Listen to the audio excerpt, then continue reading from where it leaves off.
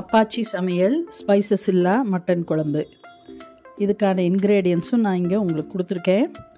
ரொம்ப ஈஸியாக செய்யக்கூடிய மட்டன் குழம்பு தான். இதை நீங்கள் ட்ரை பண்ணி பாருங்கள். ஒரு குக்கரில் கொஞ்சம் தண்ணி ஊற்றிக்கோங்க.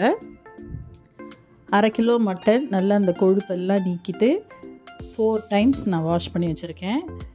அதை சேர்த்துக்கலாம். அதுக்கப்புறம் நூல்கோல் நல்லா கட் பண்ணி எடுத்திருக்கேன். நூல்கோல் முத்தலாக வாங்காதீங்க, நல்ல மேலே இலை இருக்கிறதோட பிஞ்சாக இருக்கிற நூல்கோலாக வாங்கிக்கோங்க. இஞ்சி பூண்டு விழுது 1 டேபிள் ஸ்பூன் சேர்த்துக்கோங்க. 1 டீஸ்பூன் உப்பு சேர்த்துக்கோங்க. அதுக்கப்புறம் கொஞ்சம் கொத்தமல்லி கீரை இல்லை கொத்தமல்லி காம்பு நல்ல பெருசு பெருசாக இருந்தால் அந்த காம்புங்களை கூட வெட்டி இதில் சேர்த்துக்கலாம்.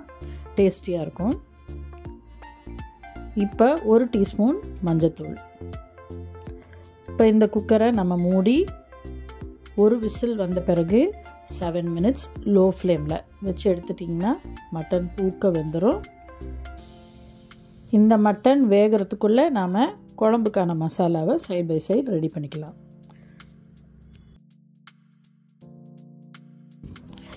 இப்போ இந்த பாத்திரத்தில் 2 டேபிள் ஸ்பூன் நல்லெண்ணெய் சேர்த்துக்கிறேன்.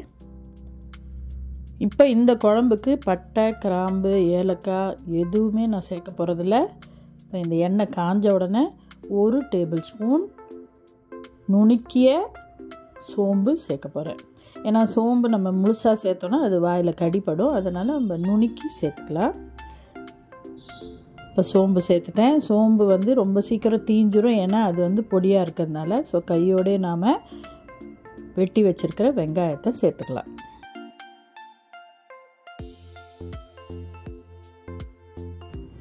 ஒரு கொத்து கருவேப்பிலை சேர்த்துக்கலாம்.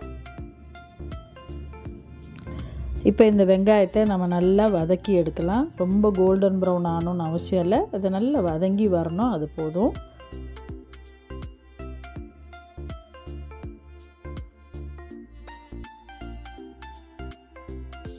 வெங்காயம் சீக்கிரம் வதங்கி வரணும் அப்படின்னா நம்ம கொஞ்சம் உப்பு சேர்த்துக்கலாம். ஏற்கனவே மட்டனுக்கு உப்பு சேர்த்துருக்கோம், அதனால் பார்த்து கவனமாக உப்பு சேர்த்துக்கோங்க. உப்பு சேர்த்து நம்ம வதக்கணுன்னா அந்த வெங்காயம் சீக்கிரம் வதங்கி வந்துடும்.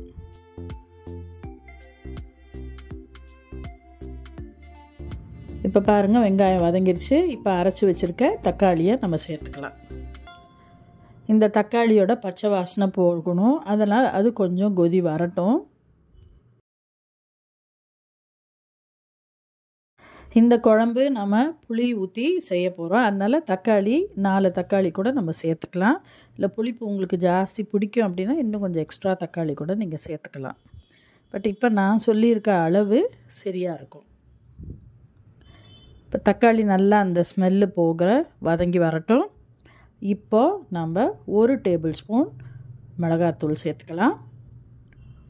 1 டேபிள் ஸ்பூன் கொத்தமல்லி தூள். இந்த மிளகாத்தூள் தனி மிளகாத்தூள் தான். அப்புறம் 1 டீஸ்பூன் மஞ்சத்தூள் சேர்த்து நல்லா இப்போ கலந்து விட்டுறலாம்.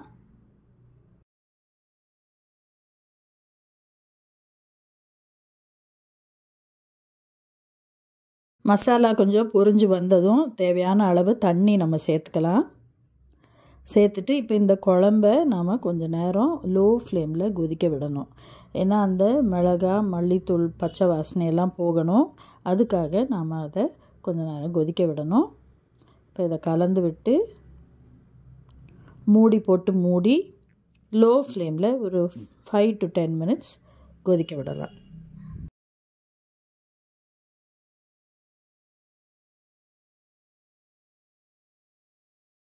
இப்போ 10 மினிட்ஸ் கழித்து பார்க்கலாம். நல்லா எண்ணெய் தனியாக பிரிஞ்சு வந்திருக்கு.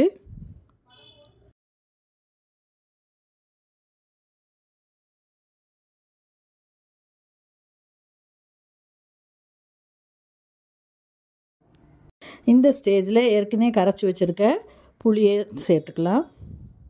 இப்போ இந்த புளியோட பச்சை வாசனை போகிற வரைக்கும் நாம் இதை கொஞ்சம் கொதிக்க விடணும். ஸோ திருப்பி தட்டு போட்டு மூடி ஒரு 5 மினிட்ஸ் கொதிக்க விடலாம். இப்போ பாருங்கள், நல்லா கொதிச்சு வந்துருச்சு. இந்த ஸ்டேஜில் நம்ம அந்த வேக வச்ச மட்டன் நூல்கோலை சேர்த்துக்கலாம்.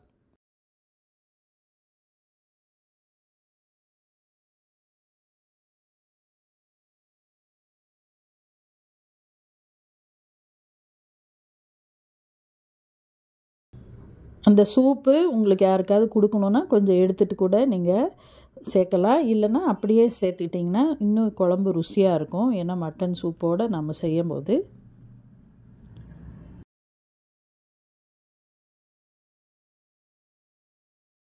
நல்லா கலந்து விட்டுக்கோங்க. இப்போ நாம் இந்த குழம்புல உப்பு எவ்வளோ அளவு இருக்குதுன்னு நம்ம பார்க்கணும். ஏன்னா தேங்காய் சேர்க்குறதுக்கு முன்னால் தேவையான அளவு உப்பு சேர்த்துடணும். தேங்காய் சேர்த்த பிறகு உப்பு சேர்த்திங்கன்னா தேங்காய் திரிஞ்சு போயிடும். ஸோ அந்த உப்பு கொஞ்சம் கம்மியாக இருக்குது, அதனால் கொஞ்சம் சேர்த்துக்கலாம்.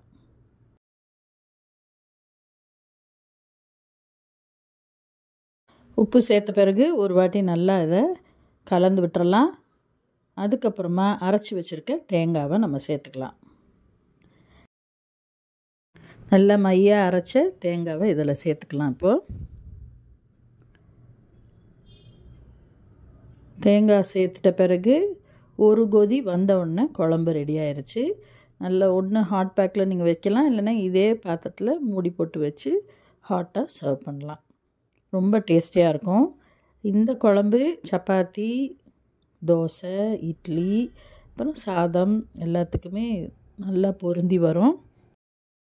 இந்த மட்டன் ரெசிபி நம்பர் 2, இதையும் நீங்கள் ட்ரை பண்ணி பார்த்துக்கோங்க. ரொம்ப டேஸ்டியாக இருக்கும். இப்போ நல்லா கொதிச்சு வருது பாருங்கள். இந்த ஸ்டேஜ் சரியாக இருக்கும். இப்போ நாம் இதை மூடி போட்டு மூடிடலாம். அவ்வளோதாங்க, குழம்பு ரெடி ஆயிடுச்சு.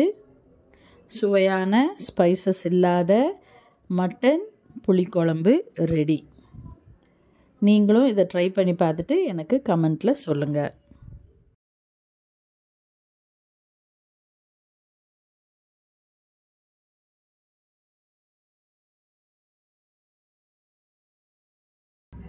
எல்லோருடைய ஃபேவரட் மட்டன் குழம்பு தயார்.